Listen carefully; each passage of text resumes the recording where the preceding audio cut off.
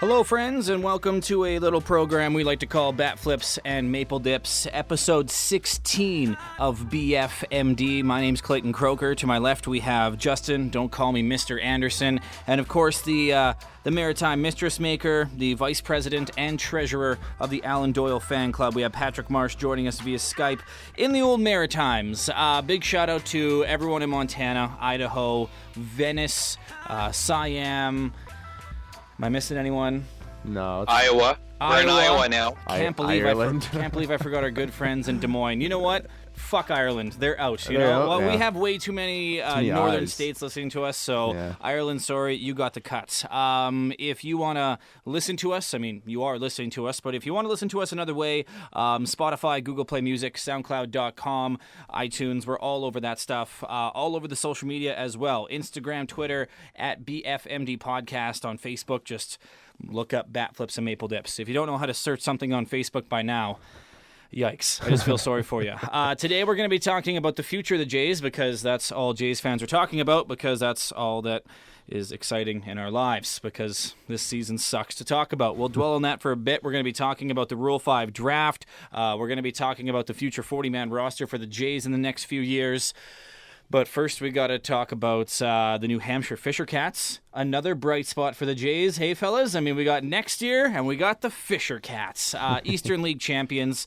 They killed it this year. Yeah. Bo Bichette, Kevon Biggio, Vladdy, when he was there, they just played really, really good. In your guys' eyes, what does this AA championship mean for the Jays? It's really cool because this is the same group that won the Florida State League championship last year with Dunedin. Yeah. So this team is kind of moving up through the ranks. So it's going to be interesting to see what they do in Buffalo next year, because most of them are going to be playing there. It's going to be cool to see if they can make it 3 years in a row of championships at different levels. It'd be pretty awesome to see. But in terms of the organization, it really shows how deep this farm system has gotten, that we can have a group move up basically all together and keep winning. It's really good. It shows that our coaching staff down in the minors is doing a great job with these kids too, and keeping them moving in the right direction. Patrick, do you get excited about our minor league teams being so successful, or are you one of those guys who's like, you know what, until you get to the majors, it doesn't really matter? What side are you on? I'm on the side of, I think it's really exciting that we have multiple teams, not just the Fisher Cats, who are doing stuff. Like, they're actually successful. And it's kind of weird because, in a way, we have this group here that won the Florida State League, like Justin said, and then the Fisher Cats winning this year.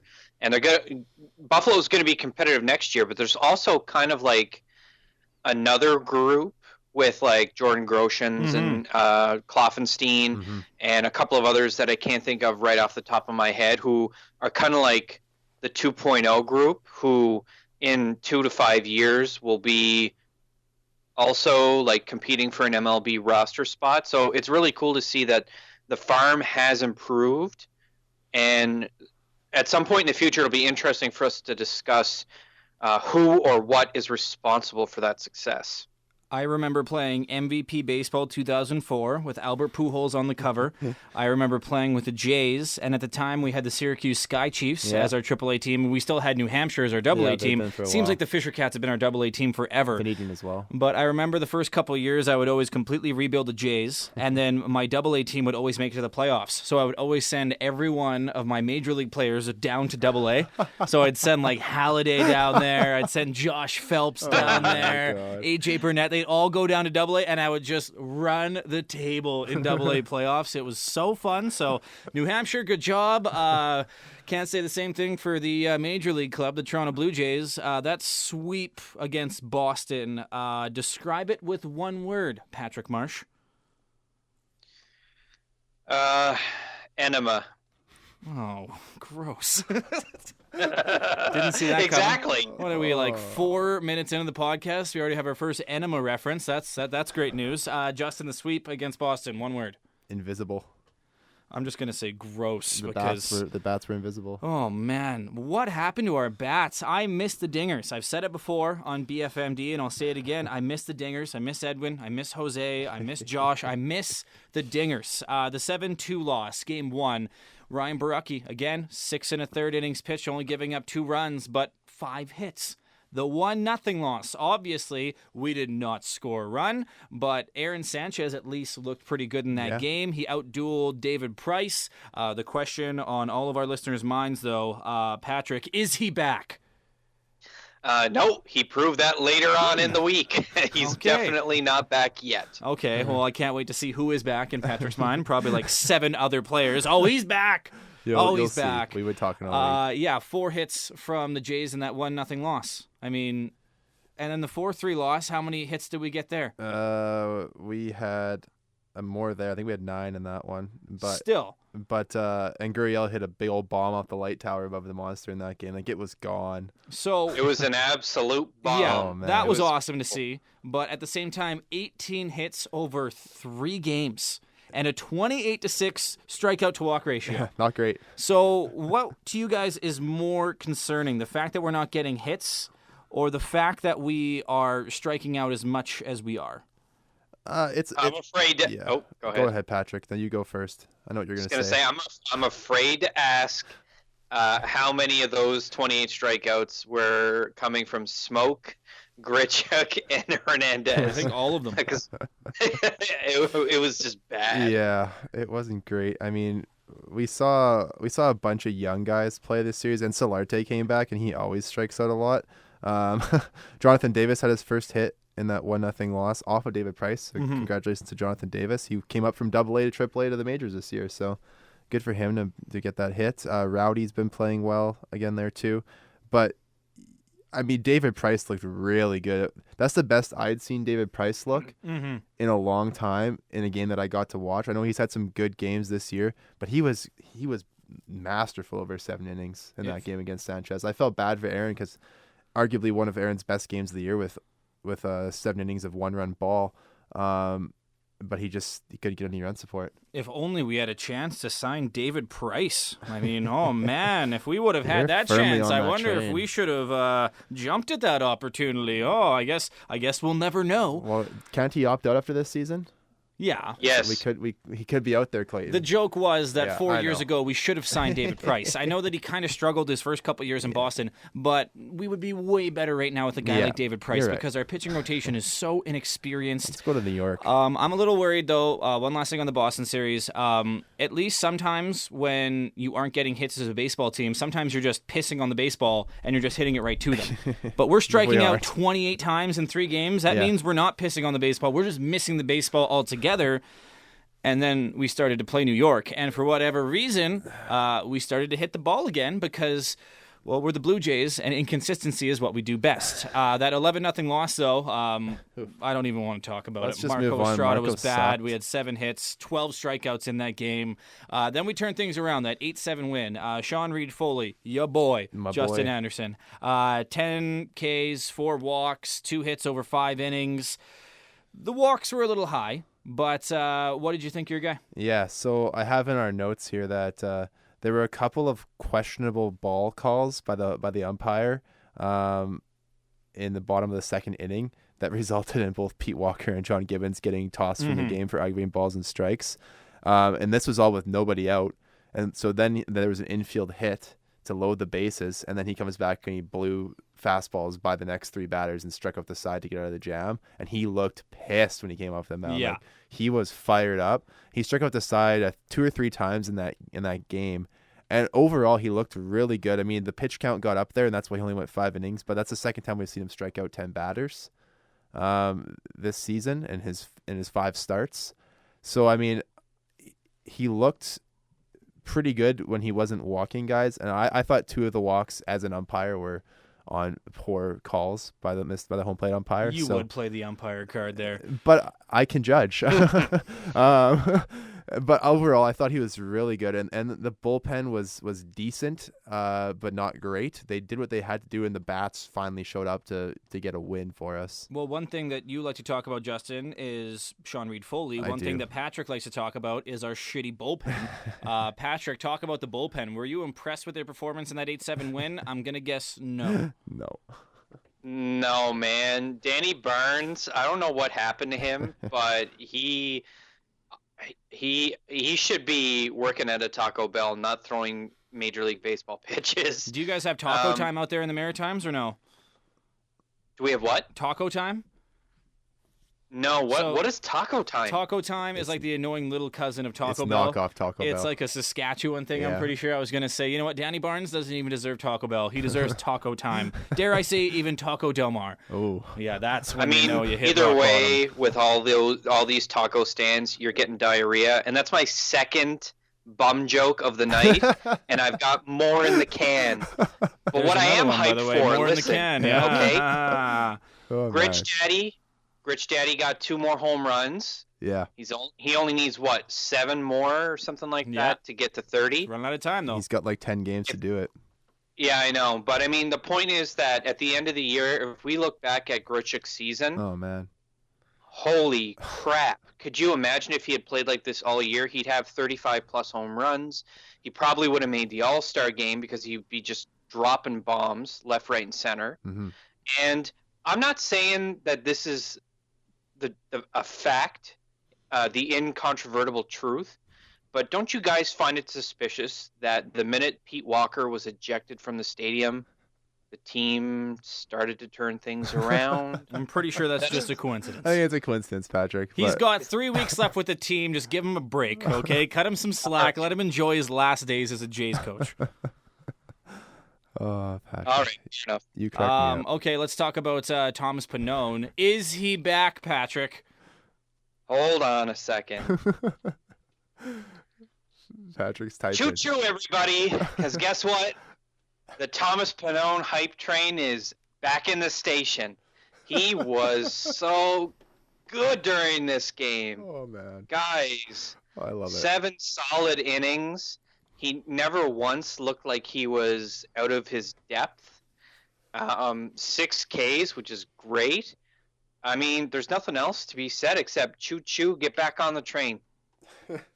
Let's get to the Baltimore series here. That 5-0 win. Ryan move on. Borucki. Yeah, I'm just moving on after that. Ryan Borucki, phenomenal. 8 innings pitched, man. 3 hits, 1 walk, 0 runs allowed. Jansen, Pilar, Diaz, they all had dingers. It was just a really, really good team win. I don't think the 6-4 win the day after was a real good team win. Aaron Sanchez, figure it out, man. Like, stop teasing us with these great performances and being like, oh, man, he's back, and then he's not back. We can't pull a Thomas Pannone with you because we never know if you're back. 4 innings pitched, 4 hits, 2 earned runs, 3 walks. Yeah, it just wasn't a good thing. But one of our favorites, a fart slam in the 4th. You talk about the fart slam, okay, Justin. You love it so much. Fart slam is my favorite made-up baseball stat. It's when fielders allow runner or runners to score like a moron. That's what a fart slam stands for. We had a great fart slam. Well, not great if you're a fan of the Blue Jays, but great if you're a baseball guy in the 4th inning. So we had a weird play at the start of the inning. Trey Mancini was batting, and he hit a pitch to left field that was about 8 to 10 inches inside off the plate, and he just turned on it. And Dwight Smith Jr., for some reason against a right-handed batter, was playing in left center field, and he had to run so far over that he misplayed the ball, got over his head, and they scored it as a triple. I thought it could have been a double with an error by the fielder because if he was playing straight-up defense, the ball would have been an easy routine fly ball. I don't know what the coaches were doing, but I can't believe Mancini hit the ball to begin with because it was so far inside. And Sanchez turned around right away and was like, what the heck just happened? Like, how did he hit that? And then so he was on third. And then he hit Chris Davis with a pitch, on the very next pitch. And then he got an out, and there was a single. And on that single, Billy McKinney was trying to throw out a runner at third base, and he threw the ball like into left field. Like, it didn't even make it. Like, it didn't even touch the infield dirt. It was in left field. And Aaron Sanchez was backing up third base. So that was one error on McKinney. So there's one fart slam. One guy scored on that play. And then Sanchez tried to get the ball and throw it home to get another guy and threw it into the stands, allowing another run to score. So 2 runs scored on 2 errors on the same play. So we had the rare double fart slam on that play. So, I mean, that didn't help. At that point, without those 2 errors, it was 2-0. He probably could have got out of the inning. He only threw 77 pitches, but I think Gibby was probably just like, this guy's had enough for tonight. He's probably just rattled by this 4th inning. He got out of it. And then all of a sudden the team decided to score some runs for him and come back to win the game. The bullpen was great. I know Patrick just shat on the bullpen, but do you want to give the bullpen some praise this time, Patrick? Specifically 100 Miles Giles? Yeah. Yeah, Giles came in and he, along with the rest of the bullpen for this game, saved it from any more comedy of errors. I have to say, I gave Giles a lot of crap because he was very, very bad in Houston in non-save situations. But since coming to the Jays, not only has he been perfect in save opportunities, he's also playing with a degree of confidence and a lack of that self-hatred that we saw in Houston. And I know it's kind of funny, but at the same time, maybe a change of scenery was all Giles needed to just get it together. Yeah. What do you guys think? I was watching the pregame for tonight's game before I came on here, and Arash Madani sat down with Giles in there. He was asking him about kind of his mentality since he's joined the Jays, and Giles said that the pitching staff and the coaches have been really helping him just kind of stay under control and not think too much, and not get too far ahead of himself, and just, he said, stay within myself. He's like, I know I can throw the ball well, so I've just been focusing on that, just getting ahead of batters. So I think it's the change of scenery and some different people giving him advice and opinions has probably been good for him. And we've seen him; he lights out in save situations. I stopped listening after Arash Madani because I cannot stand I'm not a huge fan Arash either, Madani. I don't understand Arash Madani. Oh, I'm a Canadian reporter, and yet I'm going to shit all over the CFL. Oh, okay, Arash, that's cool, bud. Like, you will not. He's one of those guys who we all had this one friend in our life. Oh, the NFL is way better than the CFL. You can't. No, don't even debate it about me. No, CFL's trash. CFL's trash. Arash is that guy, and everyone hates that fucking guy. If you're that guy, stop being that guy. Let's talk about the upcoming week here. We got one more game against Baltimore. I think we will sweep the Shithawks. Then we got 4 against Tampa, and Tampa, man, they could make the playoffs. Like, they're playing for their playoff lives. I think they're eliminated now. Are they? Or they're very close to. Yeah. Even in the wild card? It is. Oh, yeah. I think it's official. Yeah, it's close. It man. sucks for them. I was kind of hoping they would sneak up. They're just a little bit too little too late in their late season push. It's been awesome to watch. I mean, as much as I don't like the Rays when we play against them, they're much like us, so they have a really good core of young players. Like Blake Snell has his ERA down below 2 now. Yeah, I know, yeah. He should win the Cy Young this year in the American League. Whether or not he will because he plays in Tampa Bay or not is another story. But he's being really good, and they have a bunch of good young players on that team who are very exciting to watch. And I'm looking forward to the young Jays versus young Rays in the future years. All right, let's not focus on the game against Baltimore. The 4 against Tampa and the 3 against Houston. What do you think the Jays' record is going to be, Patrick? Ooh, I'm gonna say we're gonna go like 2-5. Okay. In those 7 games, because I agree with you. We're going to sweep Baltimore. Right now we've got 2 guys on base, no outs. Nice. Actually, the bases are now loaded. Ooh, fun. For Kendris, I'm going to hit a Grand Slam Morales. That's his legal name, by the way. And I just, like, Tampa, I know they're eliminated. Like, mathematically they're eliminated, but I could still see them pushing hard. They've got enough time left to get to 90 wins, and they're just the better team. And with guys like Snell, we're probably going to see Snell, and I agree, like, he probably should be the Cy Young winner. He probably won't win it, but that's just what's going to happen. Okay. We're going to get our asses whipped. I think we'll go 3-4. I'm going to be optimistic.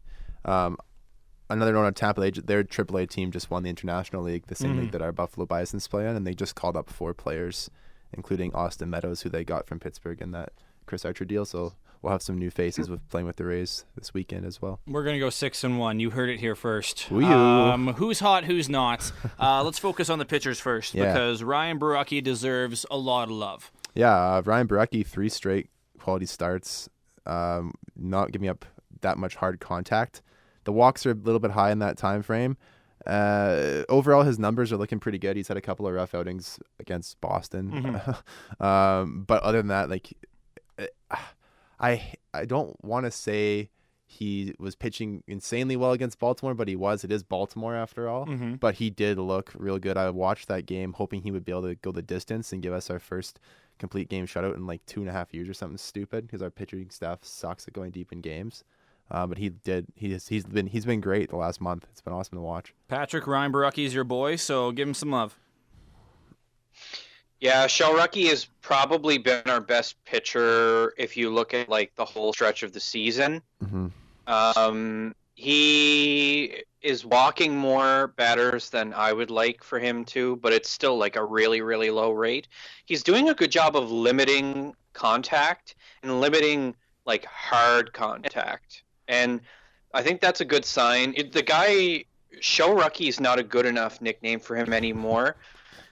I almost want to call him Baby Burley because he reminds me so much of Mark Burley and his ability on the mound to just not only control the game, but also like just limit what batters are able to do at the plate. Mm-hmm. I don't know how to describe it. Yeah. Another guy that's hard to describe, Patrick, Tim Meza, because he just blends in with the rest of our bullpen. No one really stands out on our bullpen, but you did some digging, and Tim Meza, he's actually had a pretty good season other than like 2 appearances, hey?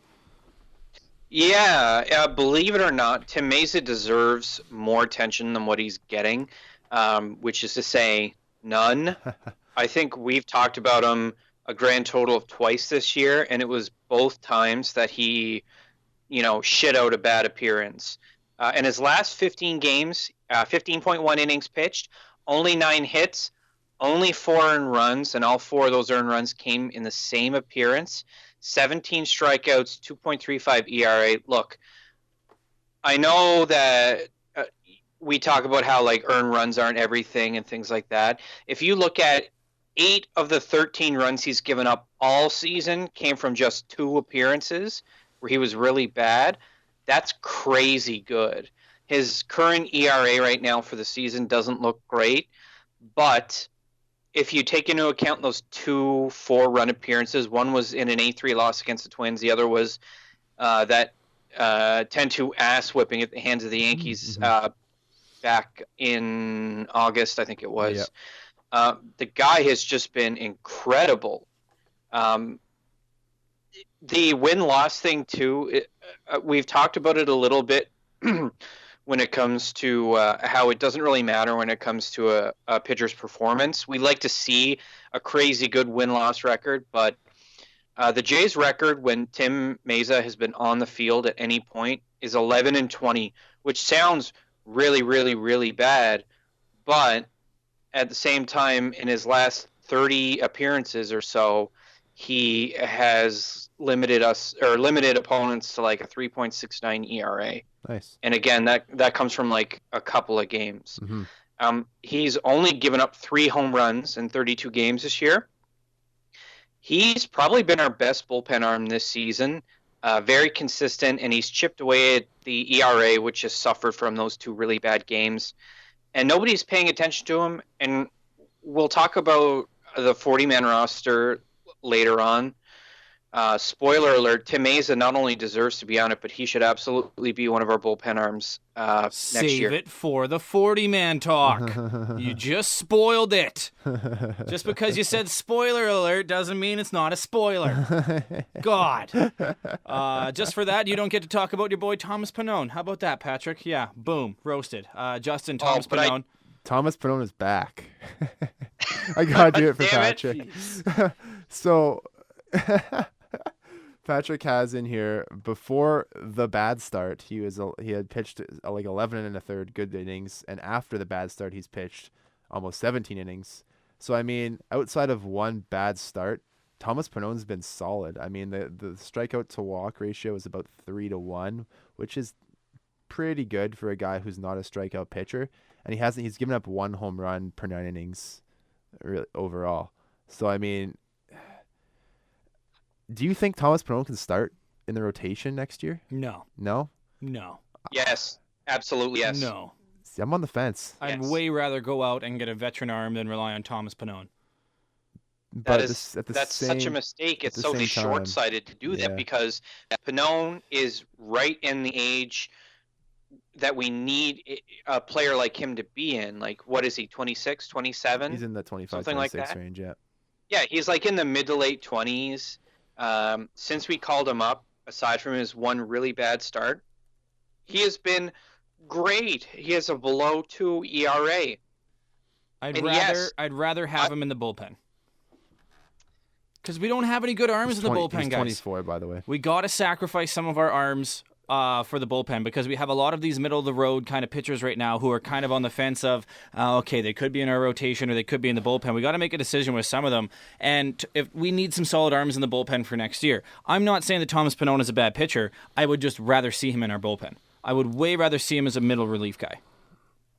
Your logic makes perfect sense to me, Clayton, but at the same time, it is so much harder to find a starter that's going to be worth the money that you're going to pay for him in free agency than it is with relievers. Matt Harvey. I would rather okay, but I would rather spend $12 million on 3 very, very good relievers than $12 million on a starter who could end up blowing chunks, and then all of a sudden we've blown a $12 million wad on a guy who's just going to underperform. The history of us picking up those relief guys are bad, though. I mean, Drew Storen, horrible pickup for the Toronto Blue Jays. When you look at the track history, the track record of the Jays picking up guys like relievers who are worth $5-6 million in that price range, they don't really pan out. So why don't we put some of these young guys and be like, you know what, you're going to be in the bullpen for a couple years, and then maybe bring them out to be starters eventually if they keep playing well.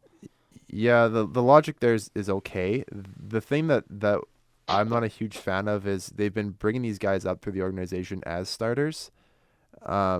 We did the same thing with Roberto Osuna, of all people, and then turned him into a closer. But at the same time, these guys like Pannone and Baraki, they don't have the overpowering stuff that most bullpen relievers have. Bullpen arms have now. They're endurance guys. They're distance men, right? Yeah. So putting Pannone in the bullpen as a left-handed starting pitcher, when we have Tim Meza down there, and there's always left-handers available, whether or not they're good like Josh Hader or not is another story. But I'm a fan of keeping Pannone as a starter. I'm not sure whether he opens the season in the rotation, but I got to think if he doesn't, he's going to be the first man up next year from Buffalo. Yeah, I say we keep him again. Keep him as our kind of spot starter guy. He's our Drew Hutchison, Joe Biagini kind of guy. A better version. Where if we need a guy in the middle innings, we can throw him. If we need him to start, we can throw him. If we need to set up, because he's so versatile. Yeah. I just think that his talents are better suited for the bullpen right now because we have such bad needs in the bullpen. Let's put our good arms there. Yeah, the tough thing of keeping him as a spot starter in the bullpen, I'd rather just see him in Buffalo. If he's not going to pitch regularly as a starting pitcher, he might as well be in the rotation in AAA. That's true. Pitching every 5 days. Yeah. The worst thing you can do with a young guy is not let him pitch because he's just not going to develop further. So either he's got to be in the rotation in the big leagues or he's going to be in the rotation in Buffalo next year. Let's talk about the hitters, shall we? Because I notice you guys have 3 guys on the hitters hot list here. I think you're missing Gritch Daddy. I think we should give more love to Gritch Daddy again because we touched on it before. The strikeouts were high though. They were a bit high, but the start of his season compared to now, man, the guy is tearing it up. He's doing well. I've always been a fan of Gritch Daddy. If we look back in the podcast episodes, I don't think I've ever really chirped him. I've always been like, you know what? We were all kind of there. I always liked Gritch. I'm kind of happy he's doing well. But Patrick, touch on Aledmus Diaz, captain inconsistency, because he's hot again. 6 for 16 in his last 7 games. He's still fighting for that spot. What do you think about Diaz? I think I probably misspoke earlier in the season when I said there's no future for him or there's no spot. He's actually batting right now a little bit better than his career expectations. I think his batting average right now before today's game started was in the 260s, which is about what could be expected from a run-of-the-mill shortstop. He would be a great stopgap option for us in the middle infield, especially if we are looking to take our time with the development of Bichette and Biggio. We already have Gurriel up. He's already proven that he is an MLB caliber player. We can fit him wherever we want. Devin Travis's days are probably numbered, especially if Diaz can play this well, because we can always shift Gurriel over to second. His OBP is not great. It's 296. It needs to be better. A bit more patience at the plate could lead to more walks, which would help both his batting average and on-base percentage, and thus by extension the team. I would say, despite the fact that he is hot one week and cold the next, Diaz is probably our smartest option as of today, September 19th, 2018, for our starting shortstop next year. And he's earned it. Aledmus Diaz, the new Ryan Goins. You heard it here first. Except I he can love actually him. hit. I love him as a utility guy all over the field because he can play anywhere. And if he keeps hitting the way he is right now, he's got power. He's such a weapon. I mean, when our infield gets hurt, which it always seems to do every single year, you just plug a guy like Diaz in there. That's why I love Ryan Goins. You just plug him. He performs pretty well. He's not going to blow anyone away. But Diaz, he's proven it. I'll let you talk about Rowdy there, Justin Anderson. Yeah, this guy, I just love our beer league first baseman. Like, he is awesome. He's fun to watch. I mean, he's just this big dude lumbering around, but he can swing it. I mean, the thing I've liked about Rowdy, I mentioned it last week, is that he hasn't been afraid to take the ball the other way. You always see with these bigger guys, they tend to be pull-happy hitters, and he's not. He's got a great approach at the plate.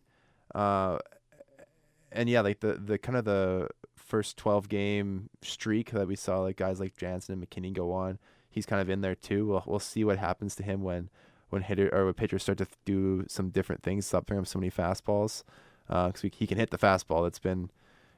It's been in there. I don't think we'll see Rowdy on the opening day roster next year, just based on roster kind of restrictions with Smokey there and Morales around still. But Rowdy is definitely a 2020 guy for me for the Jays. Patrick, anything on Rowdy Tellez? No, I mean, I think Justin said it really well. It's interesting to see what will happen with him, how many starts he gets the rest of the year, and see whether or not he does end up cooling off, or maybe he rides the high into spring training. I just don't see a spot for him in the lineup, especially considering we've got Smoke, whose option we'd be stupid not to pick up, and Morales, who we're on the hook for anyway. There's just not a spot for Rowdy right now. But the millisecond that one of those guys gets hurt or can't play or has to go to the 10-day DL, Rowdy will get called up. He's just going to spend a lot of time commuting between Buffalo and Toronto next year. That's just a fact. Yeah. But the year after that will be the year of Rowdy, I think. All right, a little behind the scenes here on Bat Flips Maple Dips. Justin and Patrick write the notes, and then I read them after. I'm just reading this one. Kevin Pillar, I guess. Fuck you guys, okay? Kevin Pillar had 2 dingers this week. He's batting .267. Like, he's playing good. If we round up, he's batting .270, and that's a great average for someone who is known as having a subpar bat. Oh, his on-base percentage isn't that good. Oh, he strikes out too much. You know what? Moneyball rules. Still has .270 average. I know the on-base thing, gets on base, whatever. .267. He's batting pretty good, and he's probably our best outfielder when it comes to defensive play. That 267s this week. He's at like 245 overall. Still, whatever. I still love it. Okay? You guys can get off of Kevin Pillar's back. I'm sick of it. Let's get to the who's not here. Marco Estrada. He's done. Yeah. Do we need to spend any more time on Marco Estrada here? I have a quick question on Marco for you guys. So he's a free agent. Does he get a major league contract from a team? Yes. Does he get a minor league contract with an invitation to spring training? Which one does he get? No. He's going to get a major league contract because there's always going to be a team like San Diego that needs someone that'll somewhat intrigue fans. Estrada is from Mexico, is he not? Yeah. Yeah, he is. There you go. I guarantee you, if Estrada does not stupidly get re-signed by the Jays, he will end up in San Diego. I didn't see that Mexican connection there because I was like, man, if you're the Padres and you think Marco Estrada is going to bring fans to the ballpark, that's not going to happen. Danny Barnes, Patrick, just go off on him because I know you want to. Hey, kids, you want to know why wins and losses don't matter for pitchers? I'm about to tell you. The Jays are 18-26 when Danny Barnes pitches, which looks like it's better than Tim Maze's.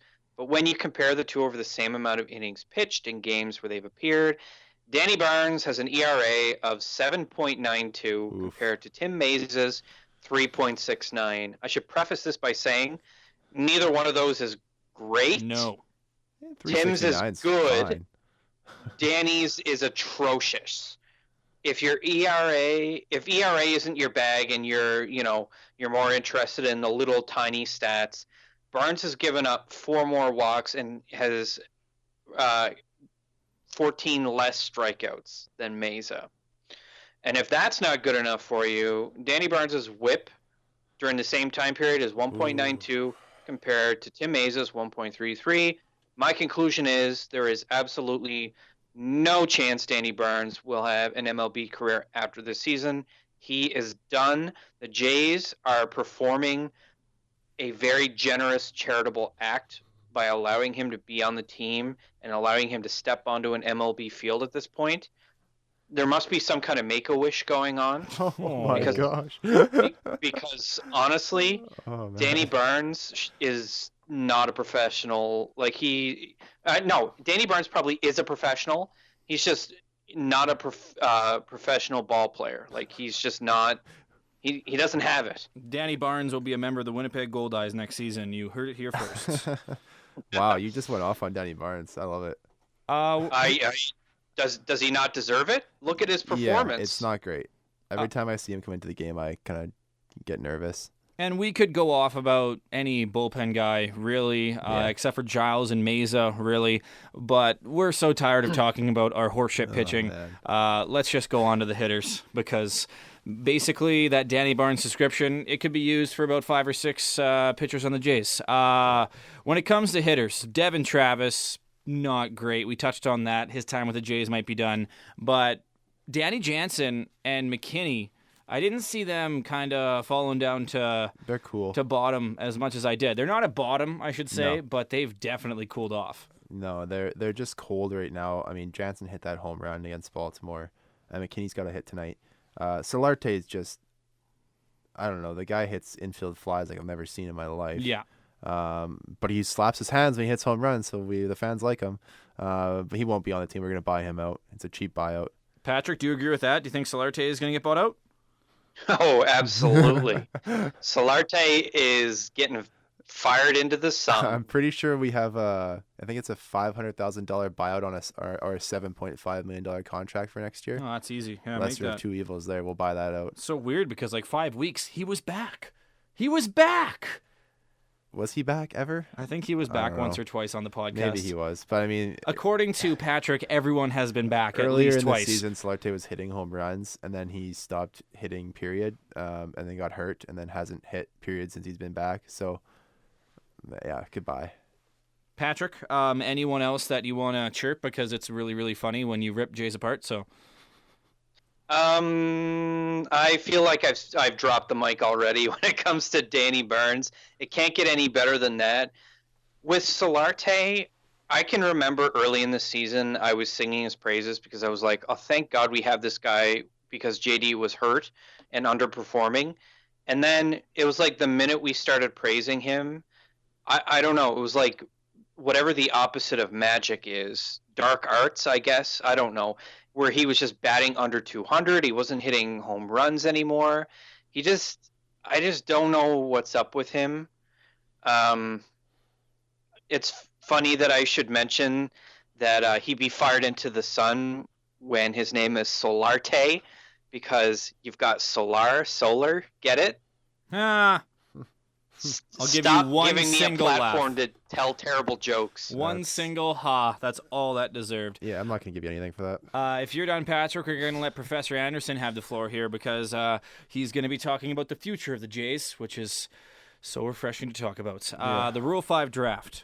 It's very confusing to the non-hardcore baseball fan because, I mean, there's the actual draft. There's the Rule 5 draft. There's 2 different trade deadlines. There are different trade deadlines. There's a lot of weird things with baseball. It's a weird game. But the Rule 5 draft, Justin, just quickly take us through it. Yeah, so there was an article that came out this week about how the Blue Jays are going to have some difficult decisions when it comes to the 40-man roster, which will be our roundtable topic once I finish going over this Rule 5 draft. So the Rule 5 draft is held in December on the last day of the winter meetings for the general managers. It's usually in Florida because they want to have some sun. Mm-hmm. So basically it allows teams who don't have a full 40-man roster a chance to select some non-40-man roster players from other teams in the league. So in order to be eligible to be picked up in the Rule 5 draft, there are 2 different criteria. So there's players who signed at age 18 or younger who have played professionally for at least 5 years. So professionally just means anywhere in the minor league systems of teams. And that's usually, when it says 18 or younger, that's usually pertaining to international signings because they can sign at age 16. Mm-hmm. And also players who signed at 19 or older who have played professionally for at least 4 years. So these are those kind of guys who go to college for a year or two and get drafted, then sign. So when a player is not on a team's 40-man roster, it opens him up to be picked in the Rule 5 draft. So say remember we picked Joe Biagini in 2015 from the Giants. I'll give him to some examples of some more famous players afterwards. But when a player is selected, the team who picked him has to pay $100,000 to the team that they get him from. That changed. So when the new CBA was signed in 2017, that runs through 2021, it used to be $50,000, and now they put it up to $100,000. That player that they've selected and paid $100,000 for is immediately placed on their 25-man major league roster, and that player has to stay there. So Joe Biagini, when we picked him in 2015, he played all of 2016 with us. Yeah. And luckily for us, he actually had a good year in the bullpen. So that new team, if they would like to remove him from their 25-man roster, they can place him on outright waivers. If that player clears waivers, this is the confusing part, they are then offered back to their original team. So say the Giants want Joe Biagini back, they could have paid $50,000 for him. And if they don't want him, then that player can be sent to the minor leagues. So it's basically like, oh, you took our guy, but now you don't want him on your major league roster. We have the chance to get him back if we want to.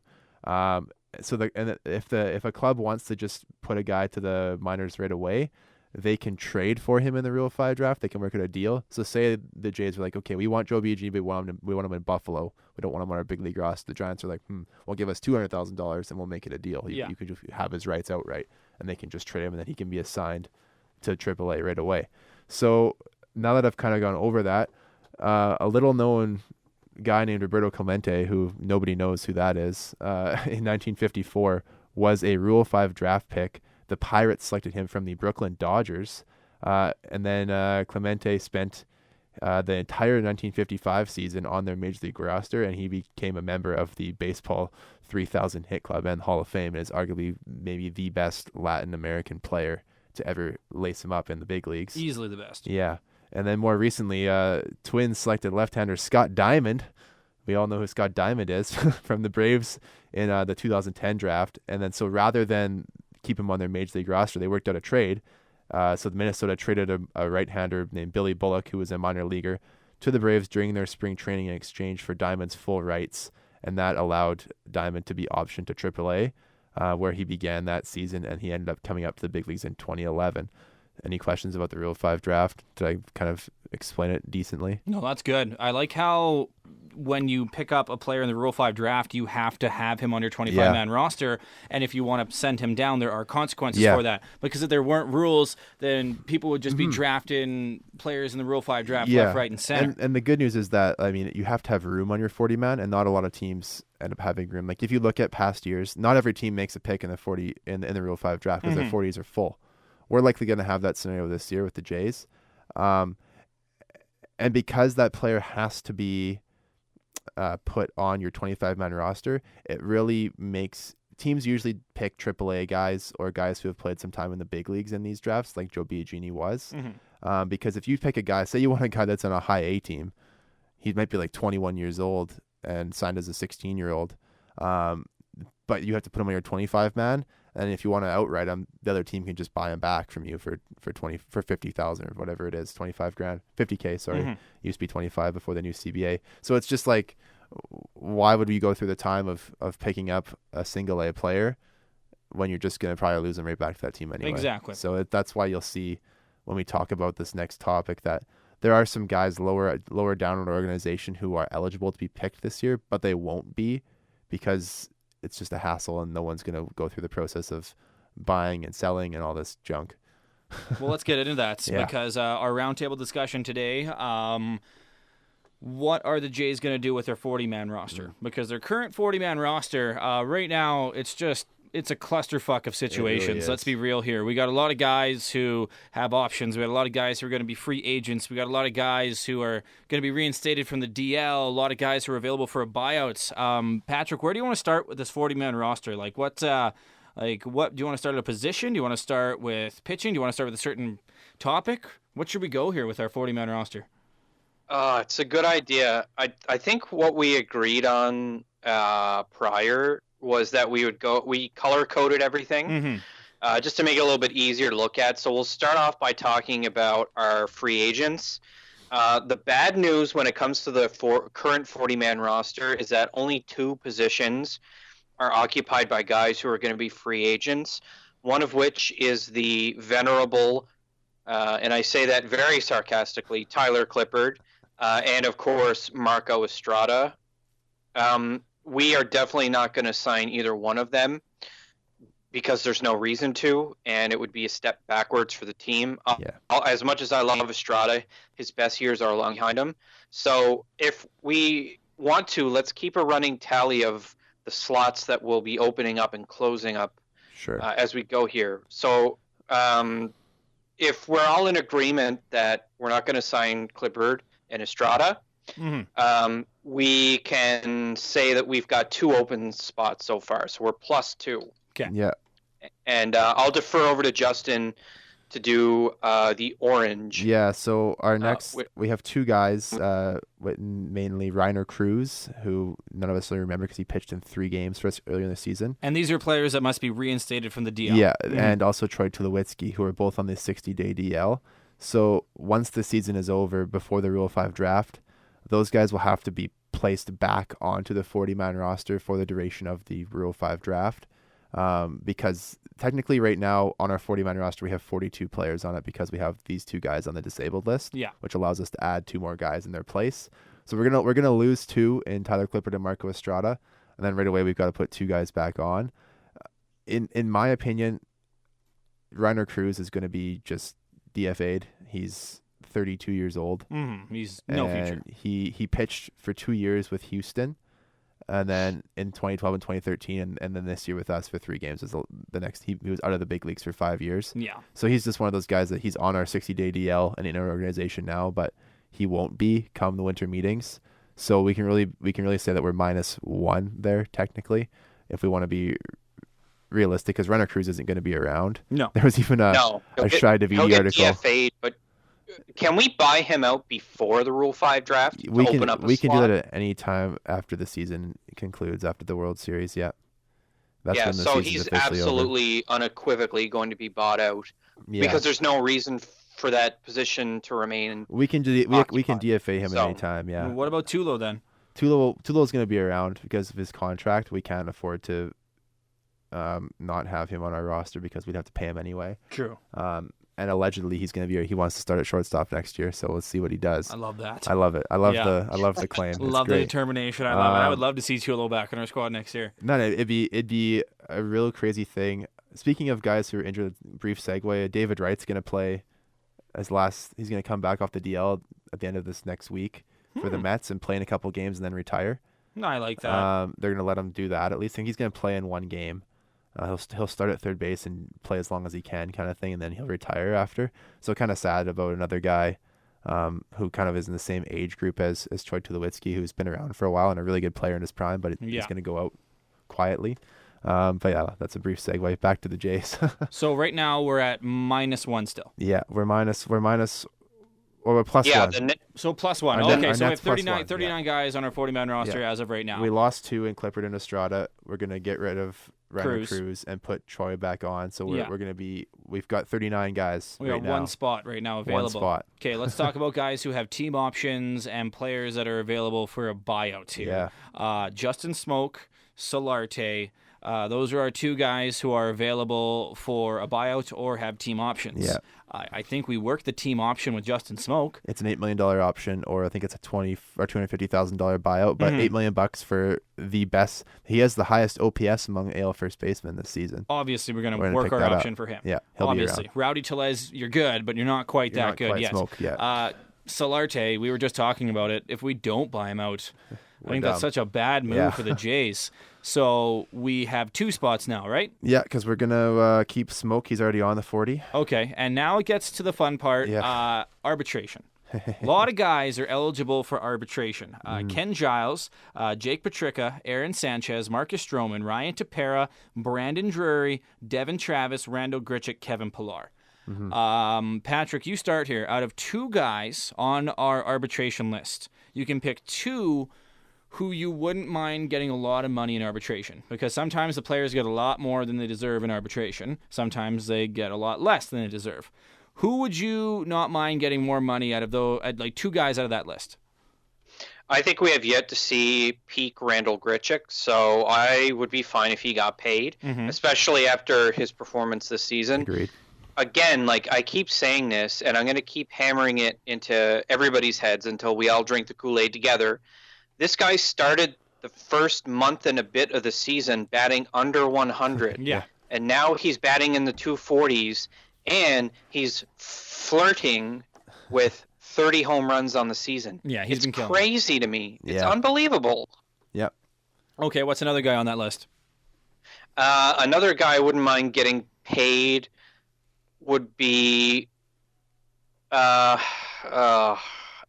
Giles, because I think his days of self-flagellation and poor performances are behind him. Everyone loses it once in a while. Oh, yeah. Yeah. He just lost it What's very that? publicly. Everyone loses it once in a while. You're like, as Spider-Man would say, everybody gets one. Yeah. So I think Ken Giles, I think he had his one. I think he's fine now. And the poor guy just it had to happen on a TV broadcast. Yeah, exactly. So you would have Giles and Grichuk. Those are the guys you wouldn't mind paying a lot of money in arbitration? Mm-hmm.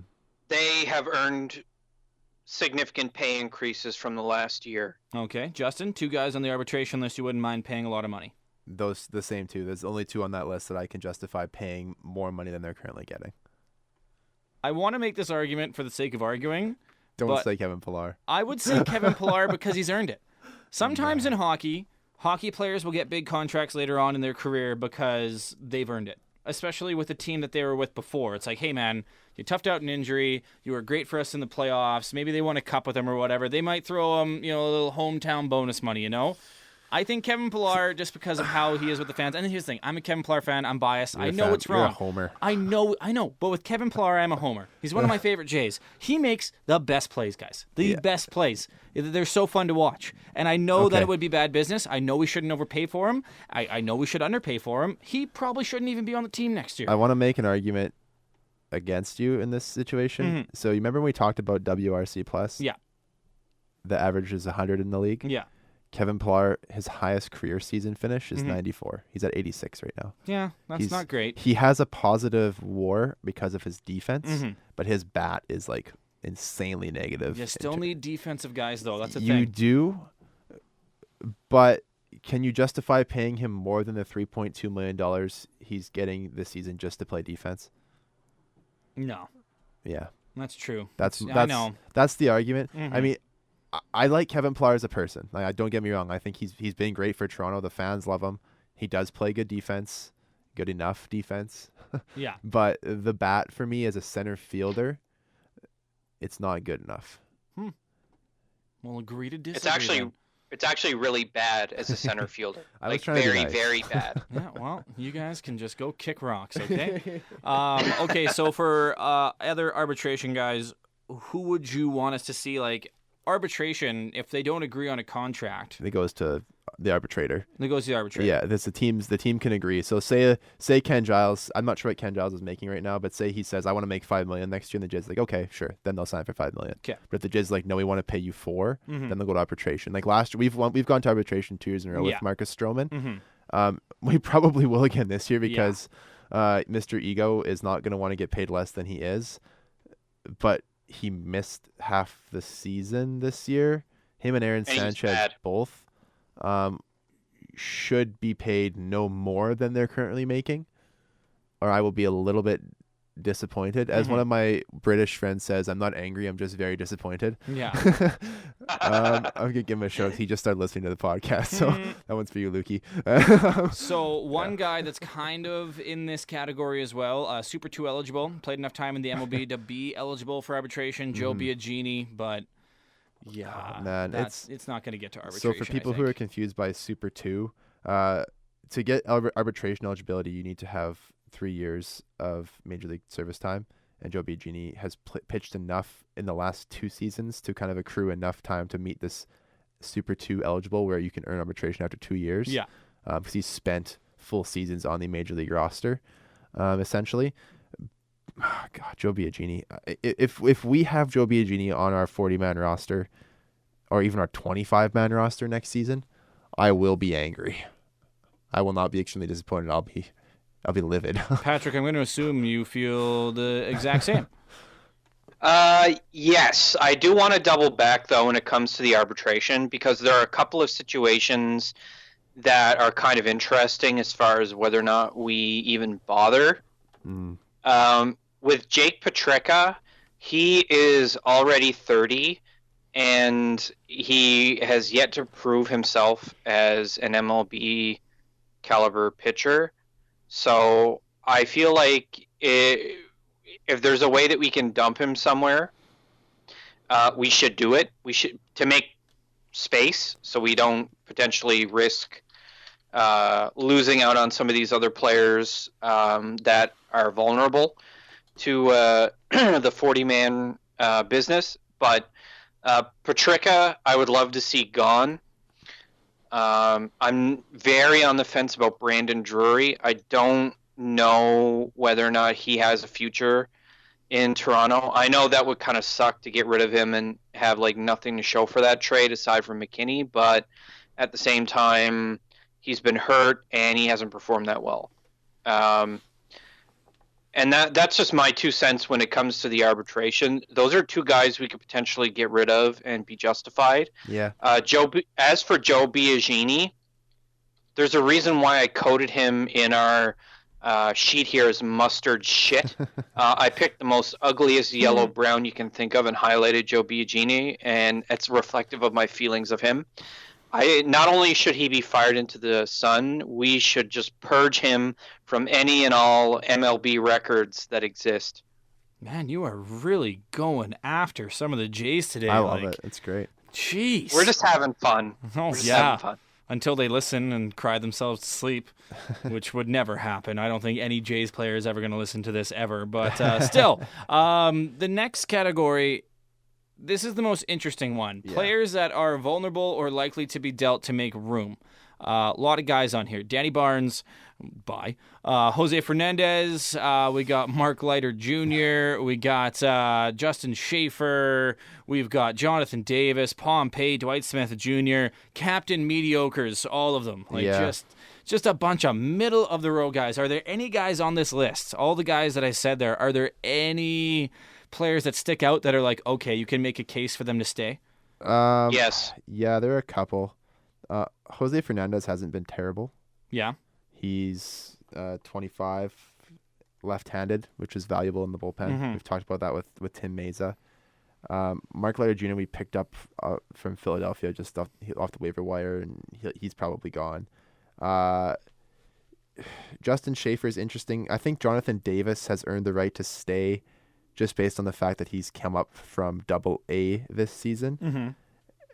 And I still think Dwight Smith Jr. has something to give. His defense on that fart slam last night was terrible. But, yeah, there's a few guys on here. I'll let Patrick get into the guys that he probably wants to keep or dump too. Go ahead, Patrick. Danny Barnes is done. Yeah. Jose Fernandez is an interesting case because he is one of the youngest on this list, if not the youngest, and I think he might also have the least amount of experience. Yeah. And I see him having more upside because he has the lefty thing going for him, but also like he's had some moments where since his call up that make me think that he might be the kind of guy that we can drop in to the 7th inning and just get us out of it if we're, leading by 1 or leading by 2 or we're tied. Like I don't know about the pressure component of that situation. I have a feeling that he might be something in the future, maybe not this year, but maybe next year, especially considering we're going to be rebuilding next year. Taylor Guerreri, it's kind of the same story, except he's a year older. Mm-hmm. And I think he might have slightly more experience. Mark Leiter Jr., he gone. Justin Schaefer, I don't see us bothering with him. I would drop him. He's not going to be a world beater, even if he ends up becoming an MLB caliber player. So I say keep the spot open and drop him. Jonathan Davis has earned a spot on the 40-man. Dwight Smith Jr., it's still too early to tell whether or not he is a bust or not. The most interesting player on this list that we have highlighted in blue here is Dalton Pompey, because, guys, he's been with the team for a very long time, and he's been passed over by pretty much every outfielder that we have acquired through trade or free agency to date, as far as taking up a roster spot. So at what point do we cut our losses with Dalton Pompey and trade him for value while he still has it? Well, listen. One more thing on Pompey too. He's the only player on our 40-man roster who isn't with the big league club right now. And that's saying something. He's been to the bigs before. He stole bases in the playoffs for us. I don't think he has a lot of value. I love Dalton Pompey. I always like when we have Canadians on our roster. I don't think he has a lot of value outside the fact that he's Canadian. Yeah, and so the thing with this 40-man and these guys who are vulnerable, just because we expose them doesn't mean they'll be taken. And we have so many. Like, we could expose every one of these guys, and maybe 2 would be taken. I'm not gonna pick names, but I'm just looking at math, because there's going to be a lot of teams who are in the same boat as us that have great young farm systems that they're going to have to try and protect as many of their young guys as they can. Yeah. And they're going to have to expose some decent players like a Dalton Pompey or a Jonathan Davis who have good outfield skill sets and have decent numbers in the minor leagues. And Dalton Pompey is a switch hitter. We can't discount that. He's a decent hitter. He's been hurt. He was hurt this year. He had a disagreement with Bobby Meacham in AAA, the manager, and got suspended by the team for a few games. He's kind of on the outs with the organization right now in terms of his attitude, I think. But that being said, I think Dalton Pompey probably gets exposed to the Rule 5. And if he's taken, whatever. And if he's not, he has a chance to stay in the organization for one more year. It's a no-risk situation. It's really a no-risk situation to the Jays because, like as Patrick alluded to, we've had guys past him in the organizational depth charts like McKinney and Anthony Alford and Jonathan Davis and Dwight Smith Jr. even, who have come past him this season. That's 4 guys. Yeah. 4 or 5 guys right there that were ranked below. Like Dalton Pompey, he could have made the team out of spring training. He was supposed to be fighting for that third outfield spot with Teoscar Hernandez, and we saw how that worked out. Pompey didn't even break camp with the team. So, interesting. Let's talk. Okay, go on, Patrick. It's very, very telling of the situation that Billy McKinney was that first call and not Dalton Pompey. And I think that speaks volumes as far as how the team feels about him at this point. I wouldn't go so far as to say management hates him, but as far as limiting any possible experience he gains from MLB, there's something very calculated happening behind the scenes, and I think Justin hit the nail right on the head in that the team has moved on from him in every way it possibly can, short of like saying to his face, you will never play on this team as a starter, or even like as a pinch runner ever again. Like, it's very telling. It's kind of strange too. Like, it's not often that you see a player who is MLB capable, has proven MLB success in the past, and in as young and fast and as good a fielder as Pompey is, that he's just getting nowhere on a team. It's very strange. All right, let's talk about some of the guys that may be vulnerable to get picked up by the guys, because we have a bunch of guys not on our 40-man roster right now. We have a list of them. We won't go through all of them, but is there one guy on that list, Justin, that do you think maybe another team would want to pick up or we might lose with the Rule 5 draft? Yeah, I think if we expose Jonathan Davis, he's the guy that would get taken. He'd be the first one I would take. Okay.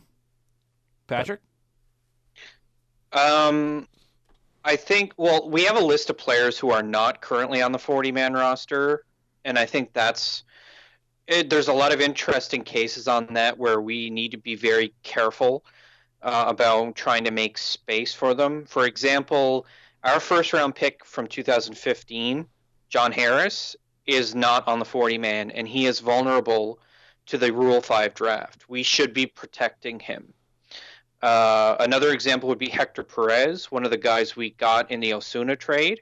He's a right-handed pitcher in AA, so he was one of the champion Fisher Cats. I think Hector Perez has tremendous upside, and we should protect him at the cost of, we'll say, like the Mark Leiter Jr. spot or whatever. We should be protecting him over Danny Barnes or, a couple of the other names that we mentioned before who are kind of on the fringe. Agreed. Sorry? I just said agreed, yeah. That's good. Yeah, Hector Perez is just an interesting prospect piece for us, and I believe he's already in our top 15 for prospects. He's up there, yeah. Max Pentecost, our AA catcher with the Fisher Cats. His development, I think, has probably been a little bit slower than what was hoped. But when you compare him to someone like Danny Jansen, it's kind of unfair because Jansen is clearly something a bit more special. Yeah, I think we've already seen it with his performance in MLB, even though he's cooled off the last week and a bit. The last one that I was thinking about, I don't know a lot about Dunedin and Patrick Murphy, but Justin, can you talk a little bit about him? Yes and no. I'll I don't think we have to worry about Patrick Murphy being taken just because of the whole being placed on the 25-man roster. So Patrick Murphy was named the Florida State League Pitcher of the Year this year. He had a great season. I won't get into his stats because it doesn't really matter at this point. It's high A ball. He's probably 2-3 years away from tasting the big leagues. But putting him on the 40-man doesn't really make sense. I think the only guys we need to worry about too much are anyone who saw AAA this season, a.k.a. Jonathan Davis, Jacob Waguspak, or a guy like a Forrest Wall, who is a highly touted outfield prospect in AA, who we got for Sang-Won-Oh. Also, Harold Ramirez, who hit 320 with like an 830 OPS in AA. He kind of got overshadowed by the other guys down there, but he was the leadoff hitter a lot of the season, and with the Fisher Cats, and Max Pentecost too. There's probably about 4 players on this list who we really need to think about protecting. Jordan Romano might be one, Canadian pitcher who was also with the Fisher Cats and pitched a couple of games in AAA with the Buffalo Bisons. So he might be a guy that we need to protect as well, just to ensure that we at least keep him for another year. And he's probably 2 years away from Major League sniffing, I guess, getting us a couple spot starts. So there's mostly just anyone in AAA and anybody who tasted AA for the full season or a little bit of AAA is probably what we need to protect. I think with that, we are done. Episode 16 in the books. A lot of chirps, a lot of swear words, a lot of laughs, a lot of memories. Basically, your standard episode of Bat Flips Maple Dips. Yeah. We love you, Montana. We love you, Iowa. We love you, Idaho. Thanks for listening. I would love it if just one person from Montana would give us a message and say they listen. Just one. Don't worry. Next week, we will be back. SoundCloud, Spotify, iTunes, Google Play Music. You can find us on there. Twitter, Facebook, Instagram. Still no Nexopia. Fucking Nexopia execs, man. Won't let us on there. Thanks a bunch. Thanks for listening. Episode 17 next week. We'll see you then.